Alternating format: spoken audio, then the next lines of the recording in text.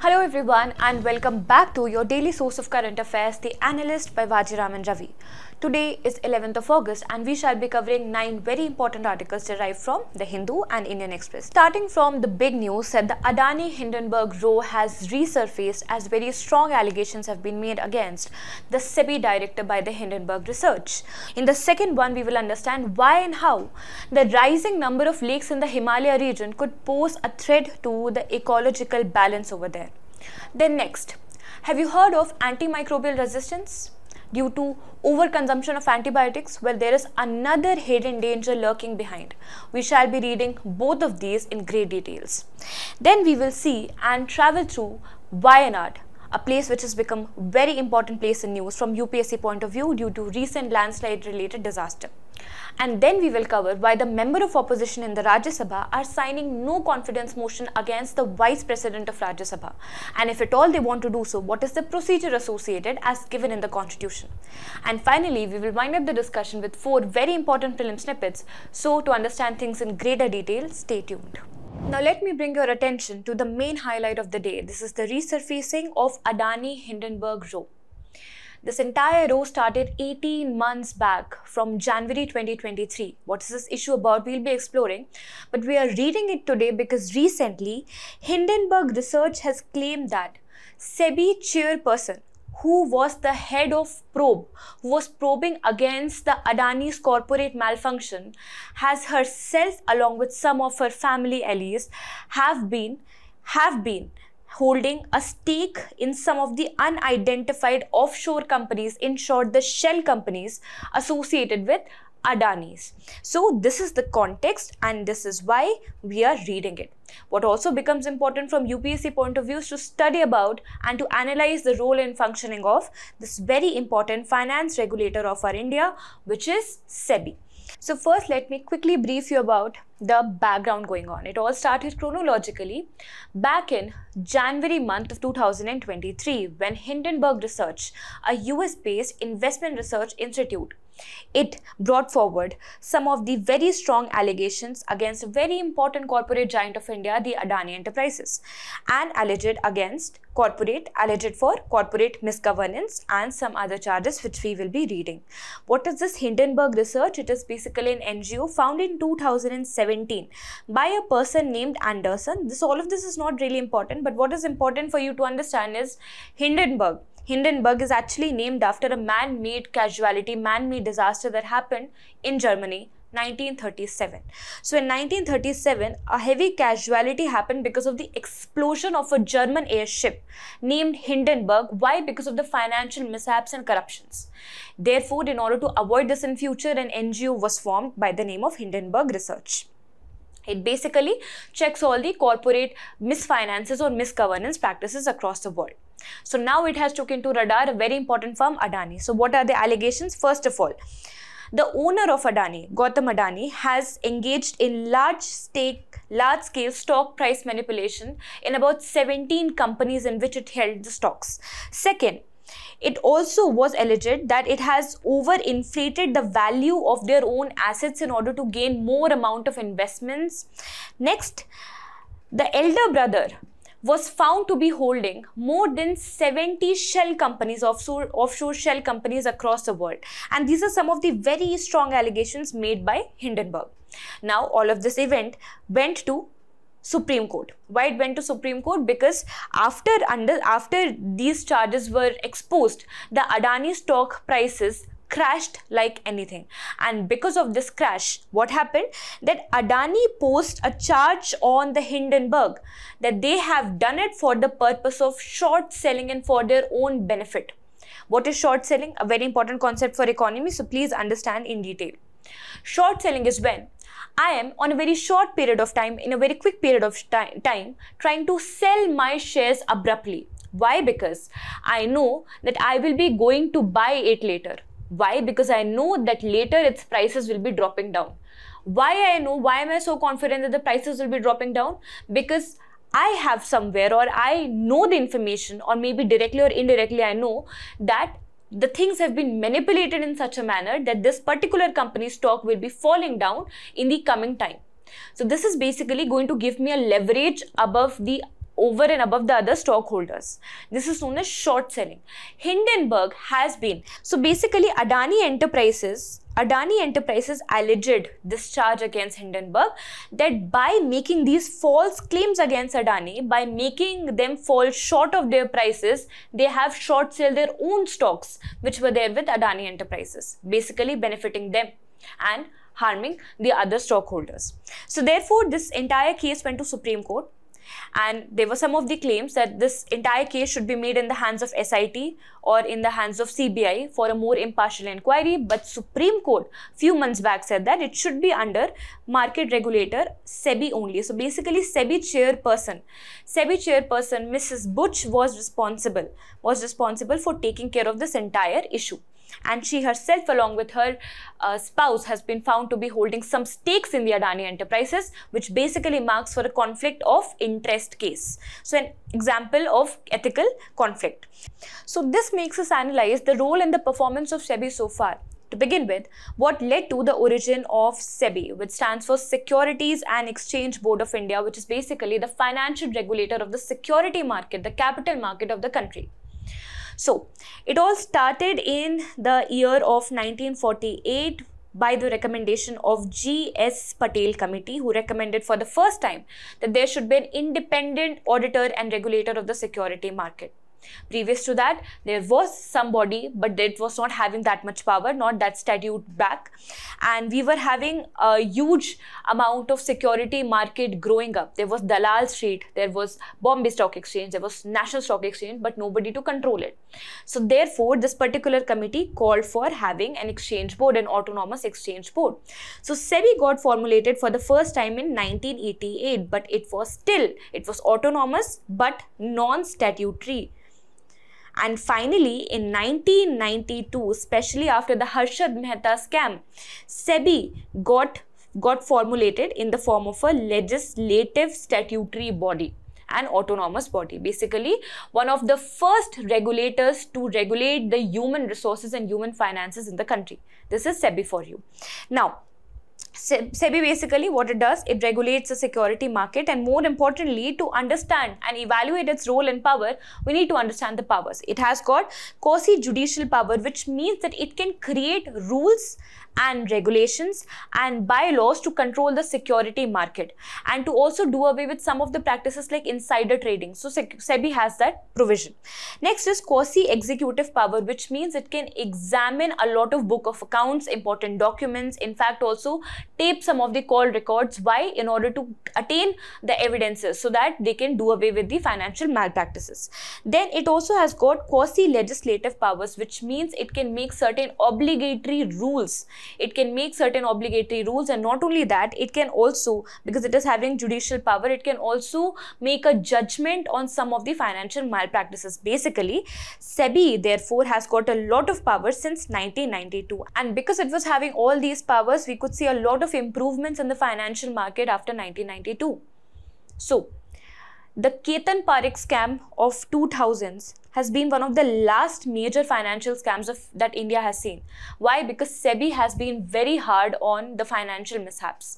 So therefore, the financial scams that we are seeing has gradually and drastically reduced. Also, it has boosted the amount of trust people have on the financial market, and therefore everybody, including you and me, are also somewhere holding or wanting to hold the demat accounts in the stock exchanges. The reason is role of SEBI. So first of all, how it ensured that the trust of the people will be enhanced. First of all, by having faster settlements. Previous to that, there was a T+3 and T+4 kind of settlement, but now SEBI has gone to T+2 and now T+1 kind of settlement, which means that if you are selling your profit, if you're selling your stock, then you will be getting the profit will be settled within one day. That is a promise made by SEBI in last year only. So this also calls for faster settlement and also lesser tedious settlement, because now it has also eliminated the needs of physical certificate, which could be forged, which could be lost, which could be theft. Now it has been replaced by digital certificates. Okay. Next one, it has got investigative power, it has got legislative power, it has got judicial power. So basically, SEBI has got a lot of power, and as a result of this, do you know what has happened? The total market capitalization of India has drastically increased from the year 1980s. In fact, if you talk about the GDP upon the market capitalization, the amount of money people have invested in Indian market, this ratio in 1980s was 0.12, and now in 2000s it has gone 1.12, which means that we are having more market cap as compared to GDP right now. Why? Because the trust of the investors have increased.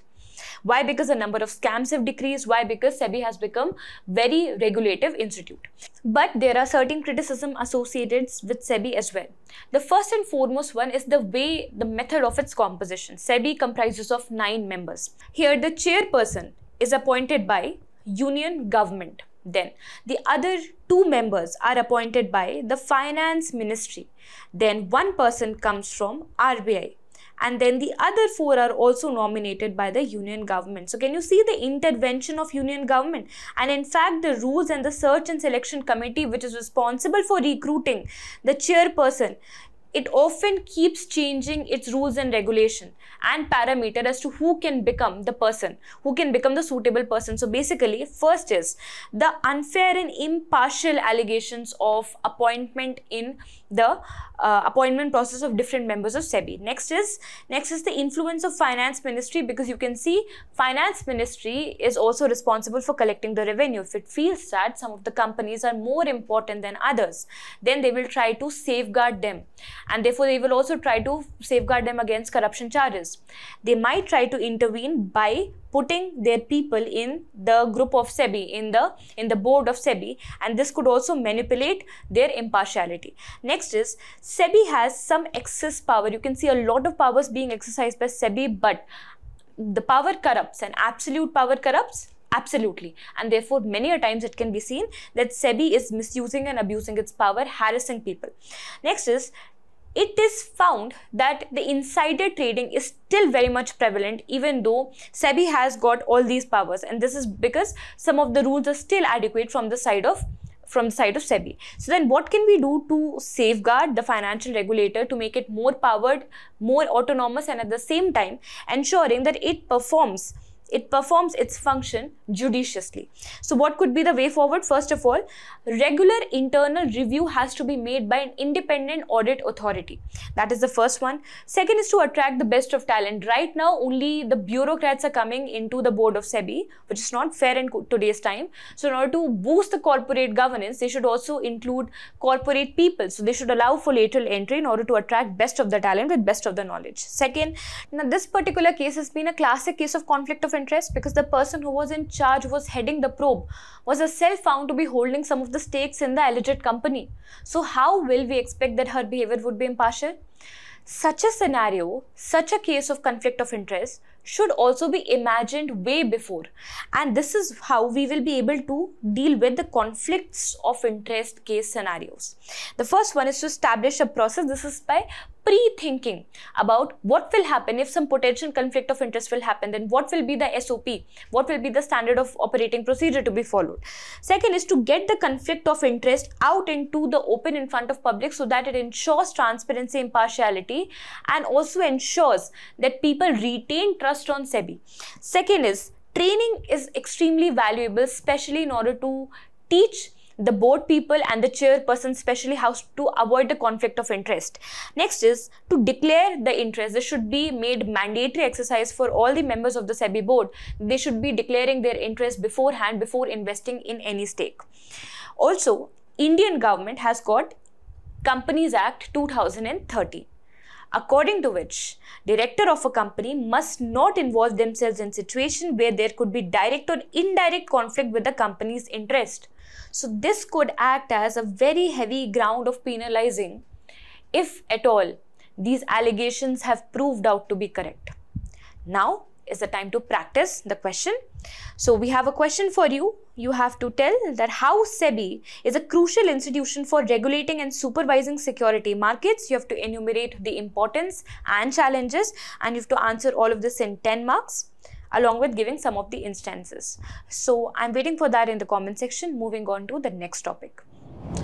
Could you imagine that the rising number of lakes at some place could pose ecological challenge in the same place? How and why, we will explore in this topic. What is the context? That recently, study by Climate Change Research Center under Himachal Pradesh Council for Science, Technology and Environment has revealed that the Satluj River catchment glacial lakes have doubled from 2019 to 2023. This is very alarming and concerning. Why? What is the reason? We will explore. So first of all, what are the highlights of this report? There has been rapid reduction in the glacier sizes. Himalaya, which holds more than 8,000 prominent glaciers of the world, is also now seeing rapid reduction in the sizes. Why? You tell me the reason. First one is, of course, global warming, rising global warming, and also amplification at the polar areas or amplification at the ice cold areas. The second reason is decrease in the snowfall or decrease in the amount of precipitation because of unfavorable monsoon. So therefore, it has led to reduction in the glacier sizes. If the glaciers are draining or if they are melting, they will contain the water inside some of the containers like lakes. Of course, this is not already pre-made, so these lakes will be dammed by some of the very unconsolidated materials like ice or rock debris. This basically means that these lakes are not very tectonically stable, and when you see the rise in the number of these lakes, it could also mean that the hydraulic pressure is continuously rising in the Himalayan region. Himalayan region, which is already tectonically active region. So therefore, it could lead to many of the disasters, for example, avalanche, for example, floods, for example, glacial lake outburst floods. So this is one of the major concern. It has also been seen that it has led to gradual rise in the moraine dammed lakes. What are moraines? Moraines are the unconsolidated deposits found in the glacial topography. So basically, they have been found more in the Himachal Pradesh and Trans-Himalayan region of Tibet.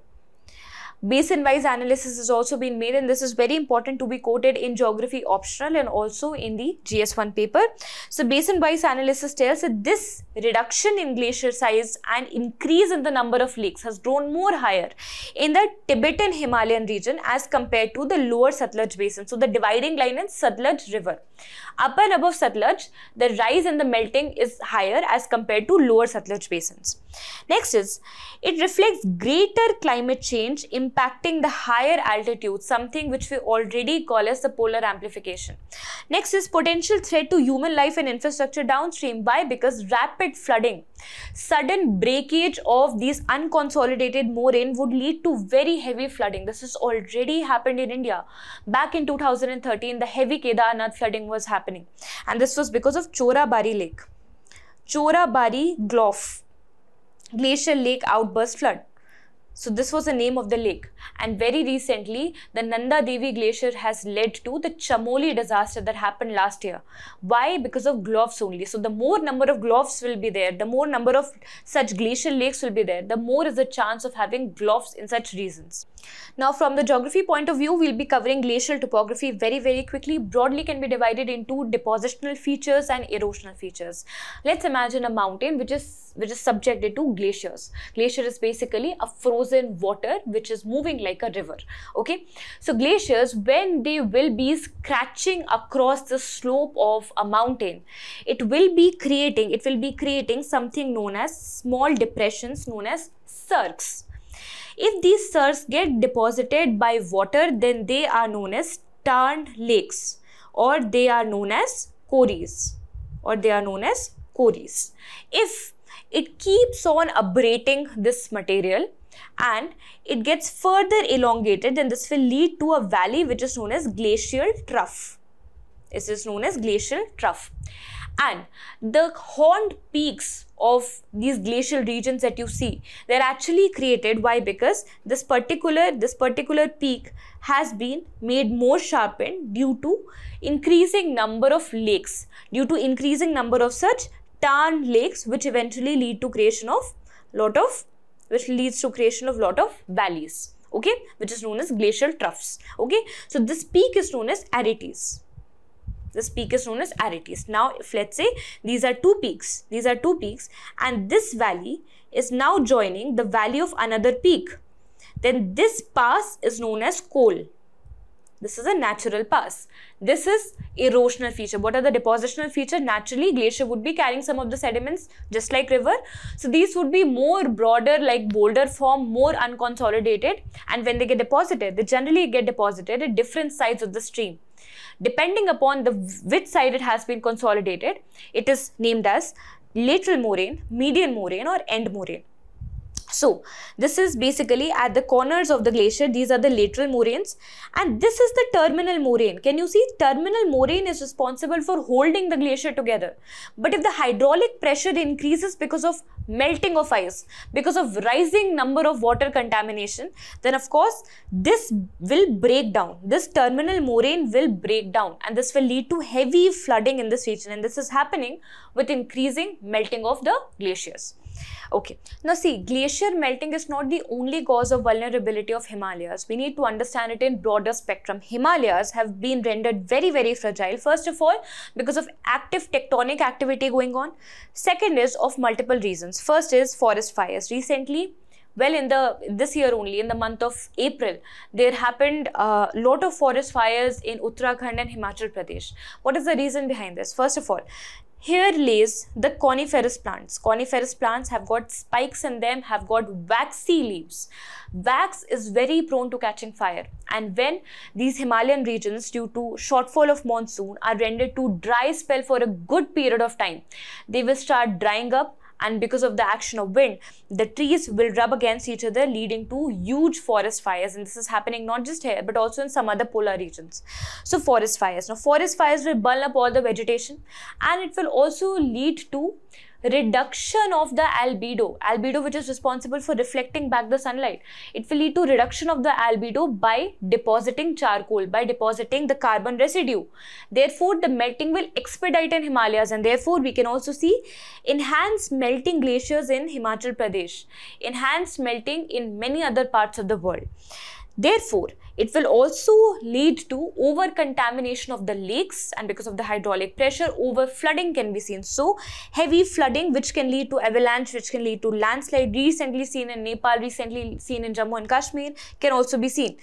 Then, it will also lead to biodiversity decline. For example, the very endangered species. Can you name few? There is the musk deer, there we have red panda, there we have snow leopard. They are already endangered. They will also be threatened. Why? Because of these reasons. Next is the amount of unsustainable tourism happening in the Himalayan region. So because of the rising temperatures, everybody from the tropical regions are trying to move towards the temperate region. So you can see the rise in tourism, which is economically good for the Himalayan region, but not good for them ecologically. So unsustainable tourism is one issue. Second is creation of mega hydraulic projects. That could be another reason. And next is waste management challenges. Because Himalayas are fragile, we cannot have a lot of waste management infrastructure created over there. That too in such short amount of time to catch up the pace of the growing waste and the growing tourism. So basically, waste management challenges and all of them eventually lead to rise in the human-made susceptibility of the Himalaya region. Now, what could be the way ahead is something we need to talk about. First of all is the prior identification of the potentially dangerous lake. We have already told you that if this is the terminal moraine, can I not make it more strengthened and augmented with the help of engineering techniques, geoengineering techniques beforehand? In order to do that, I first need to identify such lakes. How can I identify? Using satellite technology, using other artificial intelligence technologies where human-made intervention wouldn't be required, but at the same time, we'll be able to find out how many lakes are there. So, increased use of technology should be done in order to deal with this disaster. Next is reducing the volume of water in the glacial lake. This can be done through multiple channels, creating multiple channels so that the water availability can be digressed across the areas which are water deficient. deficit, so that in the longer run, the lake wouldn't become overwhelmed and then flood out. Okay, next is enhancement of the early warning system.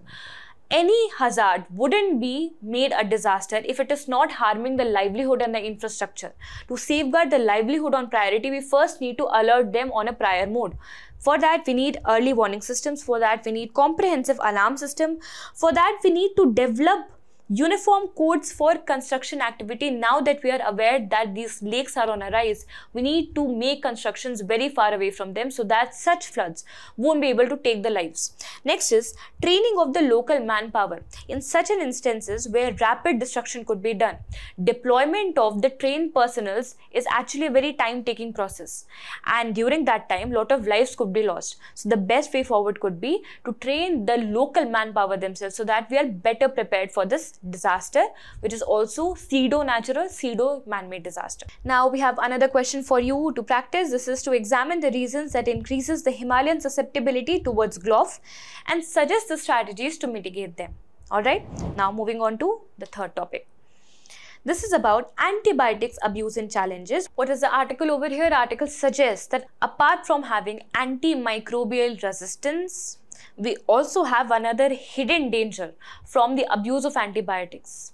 This hidden danger is known as dysbiosis. First of all, antibiotic, which emerged as a miracle medicine because it could save our lives from some of the very deadly diseases, became very prominent, very famous and quick solution for a lot of diseases in human body. But now, eventually, because of its overuse and abuse, it has eventually been turning into a poison for us, therefore leading to many diseases. First one is AMR, we already know about it, antimicrobial resistance. And second one is dysbiosis. To understand it better, see, we use antibiotics everywhere. If we want to treat anything related to infection, related to cough, cold, fever, liver, urinary tract infection, anything, we pop up the pills of antibiotics. But some antibiotics are more harmful as compared to others because these are multi or broad spectrum antibiotic. In simple language, if I can make you understand, it's like a L'Oreal Paris shampoo, 5 problems, 1 solution. This one antibiotic can cure multiple areas, can cure multiple organs or multiple diseases. Can I name some examples? Well, there is amoxicillin. Well, there is azithromycin. So there is cephalosporin. So these are some of the antibiotics which are very regularly used. These are broad spectrum ones. But the more broader spectrum one the antibiotic is, the more difficult it is to deal with it. Why? Because if it can kill a lot of bacteria or a lot of microorganisms, sure, it will also kill some of the fruitful microorganisms of our body. If you know, our gut has got more number of microorganisms as compared to the total living human cells. So we have got millions of those gut microbiomes, and these are very crucial for proper digestion of the nutrition. What happens with this broad spectrum antibiotic, it not only kills the harmful microorganisms but also starts killing the good or the beneficial gut microbiome. This leads to lack of absorption, poor digestion, and often inflammation of the intestines. This leads to multiple diseases. For example, irritable bowel syndrome. A lot of people of our generation are suffering from this. It can also lead to erosion of the digestive tract. In many cases, it could also lead to organ failures. So therefore, the other issue that we are going to talk about is dysbiosis, where some of our biological systems starts dysfunctioning or malfunctioning. Why? Because of overconsumption of antibiotics. So we have understood why is it a medicine, a classic example of medicine becoming poison paradox. Then, what is the hidden danger? This hidden danger is the microbiome disruption that it does. How it does, I've already told. Then, there are multiple health conditions related to dysbiosis. I've already talked about the irritable bowel syndrome, erosion of the layers, etc. Then, you should also remember how it affects the other organs. See, our digestion, especially digestion of vitamins, for example, B12 and D3, which body is not able to make insufficient amount by itself, is required to be taken through food. Depends completely upon its absorption, whether we are getting it or not. And absorption of these two things depends upon, and it basically impacts our mental health. So it has got a very strong gut-brain axis. So if your stomach is not right, you might be feeling gloomy, you might be feeling depressive. That is because of the gut-brain axis. So dysbiosis can affect mood, cognition, mental health. It can also affect liver working capabilities because it can exacerbate the liver conditions just like non-alcoholic fatty liver disease. It can also affect the skin if the body or if the stomach digestive tract is not healthy. It can also lead to eczema, acne or other psoriasis like skin conditions. And of course, this irrational use of antibiotic can also cause antimicrobial resistance. So this is basically resistance. According to the theory of evolution, there is survival of the fittest. So microorganisms also try to make them fittest among their families. How do they do? If we are not able to kill them entirely, they will build immunity against the same medicine.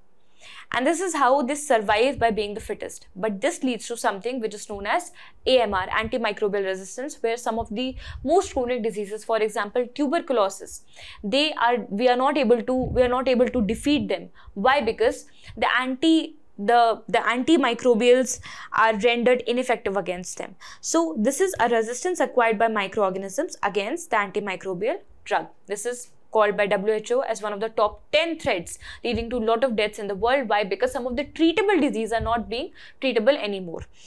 Next is, this is a rising issue because it is projected that by 2025, 10 million people all across the world would be having this if we continue on taking it irrationally.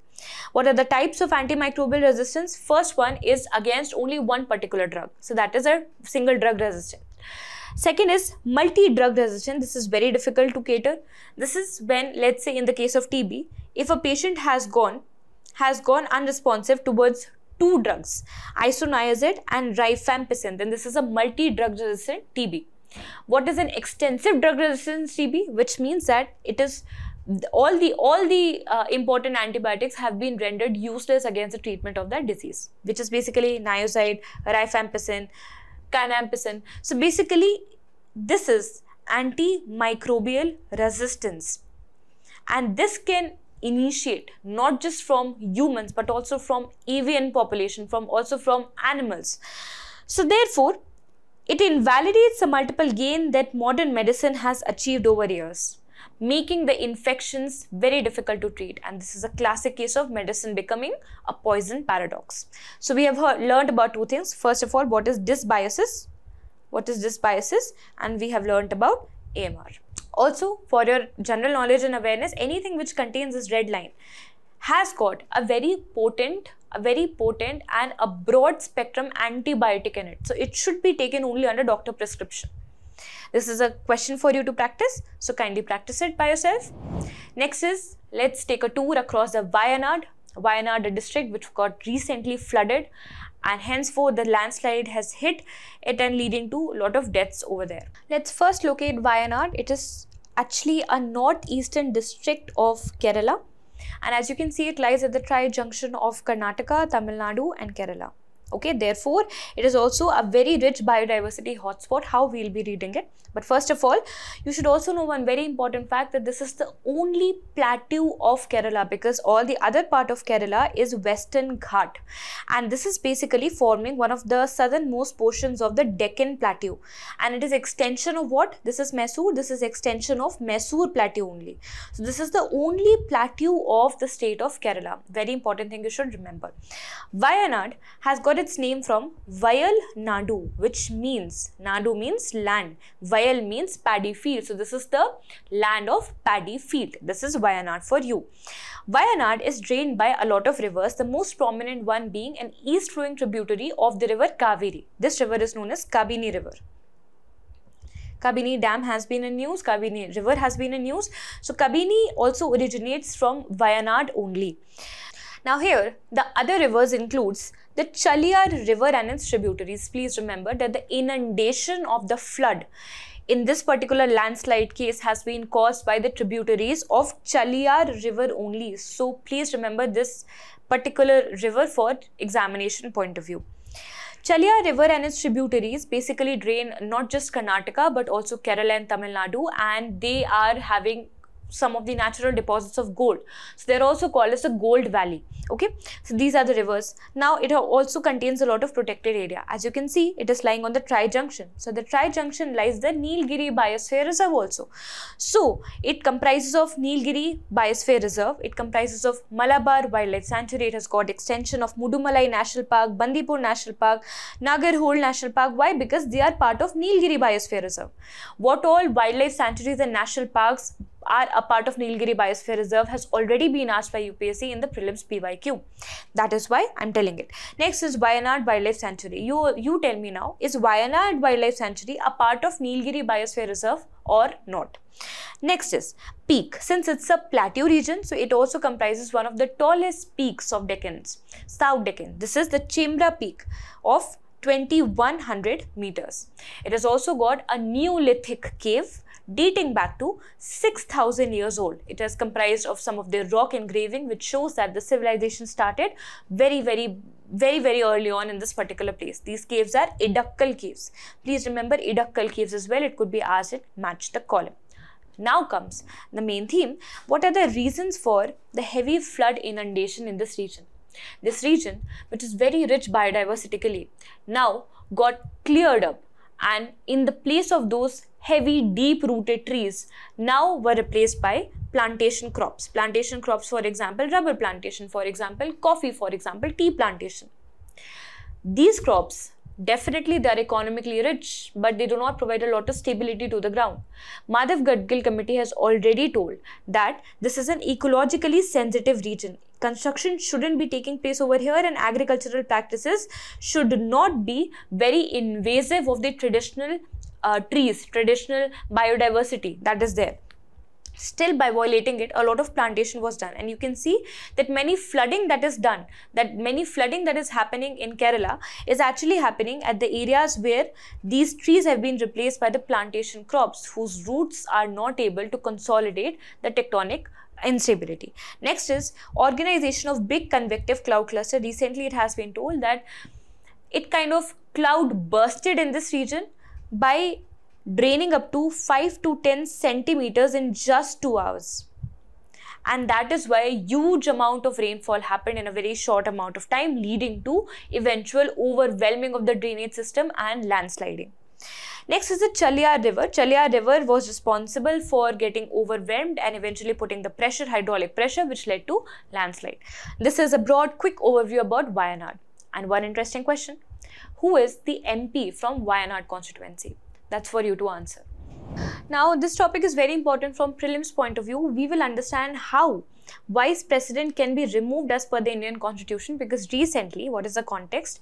50 opposition MPs have signed a resolution to bring a no confidence motion against the current Vice President, Honorable Jagdeep Dhankar.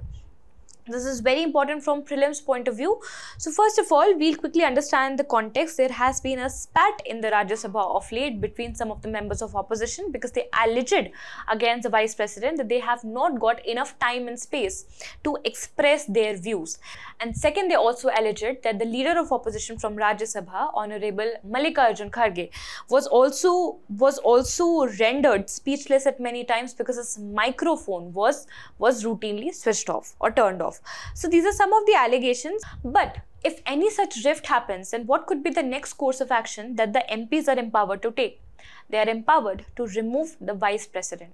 How? There is a procedure established in the Constitution of India given under Article 1667 Clause B, which states that a removal resolution can be initiated only in the Rajya Sabha, because Vice President is the chairperson of Rajya Sabha and not the Lok Sabha. So initiation could only be done in Rajya Sabha, because the person holds power and a greater authority as compared to other members. It will be only initiated after an advance notice of 14 days is served to him. Next is, how is the voting done? So first of all, in the Rajya Sabha, in fact, it is one of the rarest cases where effective majority is used to remove somebody. So the resolution has to be passed by an effective majority, and then it moves to Lok Sabha, where it has to be passed by a simple majority. Don't worry, I'll be explaining what is simple, absolute and effective majority. What is simple majority? Let's say in the parliament there are 545 members, out of which currently, today, only 300 people are present and they are willing to vote, then I will be counting 50% of them in order to ensure that we have secured a simple majority. What is absolute majority? I will take the entire strength of the house. I will take the entire strength of the house, and then I will create a 50% quota of it. And if I am able to secure more than 50%, then the resolution will be deemed to be passed by an absolute majority. This is basically the case of Lok Sabha, which I am explaining. So this is simple majority, and this is absolute majority. Then what is effective majority? Now let's say after elections, not all seats were filled. In fact, some of them were rendered vacant. Let's say 2 of them were vacant. So now I have only 543 effective members. It doesn't matter how many of them are present and voting, but the total effective strength after removing the absentees or the vacant seats are 543. If I calculate 50% of it and then I count it more than, and I then count more than 50% as the votes, this is my effective majority. And this is used for the removal of vice president or the chairperson of Rajya Sabha. What are the grounds of removal? Is there any ground specified? Not at all. It is not mentioned. It is not specified in the constitution. Next, it obviously would be creating a temporary vacancy. So who shall be filling it? Somebody who's just subordinate, just junior, just immediate. So that person is deputy chairman of Rajya Sabha. And who will render the duty if this deputy chairman also goes away? You try to answer that. Next is historical context, that no vice president has ever been removed under this article so far. So this is a little bit details which are important for prelims point of view. Now in the prelims snippets, we have for you Neel Kurinji flowers. We have Khan Yunis, a very important place in Gaza. Then we have Mpox virus, another viral zoonotic disease emerging from monkeys affecting humans. And then we will be looking into cabinet secretary, as recently a new cabinet secretary has been appointed for India. First of all, so do you know that there are a unique species of flowers which grow only in the Shola forests of India, which are basically endemic to India, and accruing to their vibrant blue color, they are named as Neel Kurinjis. You must have already read in your history chapters, during Sangam age, there were different kinds of regions. One was Palai, one was Marudam, the agricultural field were called Marudams. And they were arid regions, and they were hilly tracts. So what was the name of hilly tracts during Sangam age? They were known as Kurinjis. And they are found in the hilly tracts of Western Ghats, basically around the Nilgiri forest. And therefore, after their name, the region is also named as Nilgiri, which means blue mountains. What is most unique about these flowers is that they bloom only in 12 years. So when they bloom, it's a rare sight. So this is a shrub which is found in Western Ghat. We read this. This is the Shola forest is a temperate kind of shrub forest, small heighted plants. So they grow at an altitude of 1300 to 1200 meters, basically on the hilly tracts, as you can see. They bloom only once in 12 years, and in order to protect them, the Kerala government has created Kurinji Mala Sanctuary in the Idukki district. You remember Idukki Dam, the mishap that happened in Idukki Dam and the conflict going on. Second is Kurinji Andavar Temple. Now this Andavar Temple is for Murugan, Tamil god Murugan. And as you already know that Kurinjis, the people living in the hilly tracts, used to preach the god Murugan. So this temple, which is named after Tamil god Murugan, also preserves these plants. And one more interesting fact, that the tribes which live in Nilgiri are known as Palian tribes. Palian tribes take the reference of the growth period, that is 12 years, of these Neel Kurinji plant to calculate their own ages. So this has been a very traditionally and religiously important plant for them. This is Neel Kurinji. Next one is Khan Yunis. This is a very vibrant city, but also now going through a lot of rebellious activities and attacks. Israeli tanks have recently re-entered into southern Gaza, particularly in the city of Khan Yunis, causing widespread displacement as residents flee to eastern Khan Yunis. We know that the Israel-Gaza war is going on, and the Hamas people are mostly located in the Gaza region. Upon retaliating, Israelis are now attacking and and basically entering through their tanks in this region. They are attacking two prominent cities, the largest city, which is the Gaza city itself, and the second largest city is Khan Yunis. Can you see the strategic location of Khan Yunis? It is located very, very near to, it is in fact north to the Rafah crossing. Rafah crossing and the Kerem Shalom goods crossing. So economically, it's a very important hub, important center. Second, it has been used as a very prominent rehabilitation center for rehabilitating the refugees, not just who are migrant, but also who were suffering and who were serving in the wars back in the times of 16th century. So in order to summarize all of it, it's the second largest Palestinian or Gaza city. It is located in the southern Gaza Strip and recently getting attacked. Next, what is Mpox disease? As the acronym says, it is monkeypox. It is zoonotic disease, which means from animal to it can affect humans, and in fact it is affecting humans, especially the first case in 1970 which came from Democratic Republic of Congo. It is majorly affecting the regions of Southeast Asia and Africa, and there are two known clades or types of Mpox viruses, the Central African clade and the West African clade. So these two could come and you could be made to answer that these two clades belong to which virus. This is majorly the Mpox virus. Coming to the symptoms, common symptoms are visible skin rashes, some of the lesions which can last 2 to 4 weeks, can lead to very high fever, in some cases can lead to death as well. Last but not the least, T.V. Somanathan, an IAS of Tamil Nadu cadre, has been appointed as the next Cabinet Secretary of India. Why is this post very important? Because if you get recruited as an IAS, then the topmost rank that you can reach is of Cabinet Secretary, which basically ranks 11th on the Indian order of precedence. Talking about the authority they hold, they are the top most executive official and senior most civil servant. He or she will also be ultimately the ex officio head of Civil Services Board, the Cabinet Secretariat, which is directly responsible to Prime Minister, and all the All India services under the rules of business of the government. They will be under the direct charge of Prime Minister, which makes them much more autonomous, and they are therefore appointed only for a fixed tenure of 2 years. So this is about Cabinet Secretary, and here is a PYQ which has been asked by UPSC about the functions of the Cabinet Secretariat. Cabinet Secretariat generally takes care of the executive and the administrative functions. So can you answer this question? Whether they are responsible for preparing the agenda of Cabinet meeting, providing secretarial assistance to Cabinet Committee, allocation of financial resources of ministries. Are all of them correct, or is there some caveat which you can identify? Try to answer this in the comment section. Thank you so much. Until we meet again.